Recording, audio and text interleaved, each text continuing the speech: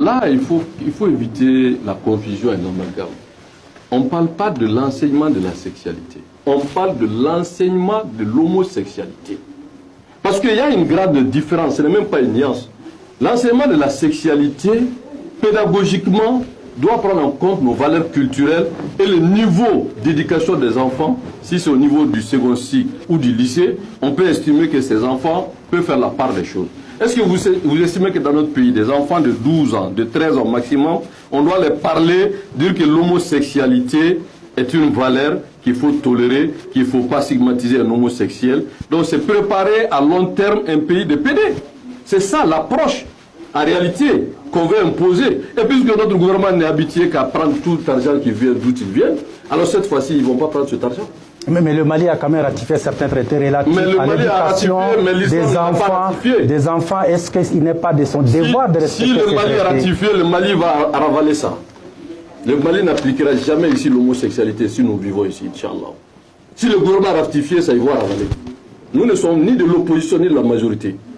Et ici, le Mali, les musulmans, la communauté musulmane, et pour votre information, l'imam va inviter tous les imams du Mali, tous les chefs religieux du Mali, pour les divulguer tous ces documents qu'il n'a pas donnés à la presse. Il va les donner la primaire, pour montrer que ce qu'il tient, il n'a pas à faire avec des réseaux sociaux, vous m'excusez l'expression, des personnes au bas du pouvoir qui essaient de créer la confusion, que non, c'est un avant-projet, non, en réalité, il y a confusion, on parle de l'éducation de la sexualité, on parle de l'éducation de l'homosexualité, je dis et j'insiste et je confirme. Mais est-ce que cette question ne risque-t-elle pas de mettre dos à dos au gouvernement, au Conseil des affaires islamiques, comme ce fut le cas après la houleuse question du code des personnes? Mais l'imam disait qu'Amadou Toumanou Touré avait tenté, celui-là est plus grave que ça. Parce qu'Amadou Toumanou Touré, au moins, ça a voulu au moins se faire, était très subtil, dans un document de plus de 2000 pages, il y avait des choses. Mais dans ça, ce n'est pas seulement question de l'homosexualité. Il y a beaucoup de choses, mais seulement nous avons pris cet élément pour alerter.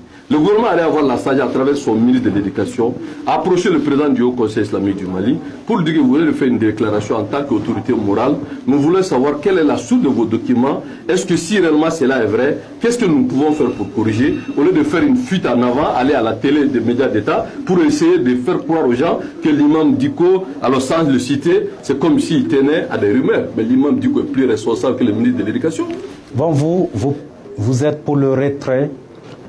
C'est pas le retrait, c'est-à-dire que c'est l'aspect homosexualité. Il n'y a pas de demi-mesure, il n'y a pas de compromission dans cette affaire. Le gouvernement a deux choix. Et ça, la voie la plus autorisée le dira, c'est l'imam Mamadou Diko. Il n'y aura pas de compromis par rapport à l'éducation de l'homosexualité dans ce pays. Ce n'est pas moi qui l'ai dit, c'est l'imam qui l'a dit. Et je pense que toute la communauté musulmane, toutes les personnes sensées, tous ceux qui aiment ce pays-là, vont se lever contre ce gouvernement qui veut nous pousser à une situation de non-retour. Et nous sommes des responsables. Nous avons alerté, si c'est un État, un gouvernement qui se respecte, qui pense que sa légitimité est du peuple, le président du Haut Conseil islamique, quand même qu'on le veut ou pas, n'est pas un décret. Il a été élu par la communauté musulmane du Mali. Le ministre, ce qu'il aurait dû faire, c'est de dire, d'aller à demander une audience au président du Haut Conseil islamique du Mali. Monsieur le Président, vous avez fait une déclaration, alors nous sommes venus nous enquérir, alors pour savoir de quoi il s'agit, si c'est à notre niveau, comment ensemble nous pouvons voir s'il y a erreur ou bien s'il y a un problème de le gérer. Nous sommes des responsables. Mais est-ce que vous avez fait la démarche? C'est pas à nous de faire la démarche parce que quand ils ont initié tous ces documents-là, ils ne nous ont pas associés. C'est parce qu'aujourd'hui, ils sont coincés. Alors ils ne savent pas comment se soustraire de ce vindique-là. Ils veulent chercher vraiment à faire une fuite en avant. Aujourd'hui, je pense que la sagesse veut que le ministre et son chef du gouvernement qu'ils disent la vérité au peuple malien. S'ils ne le disent pas, l'imam le dira. Et de façon crue.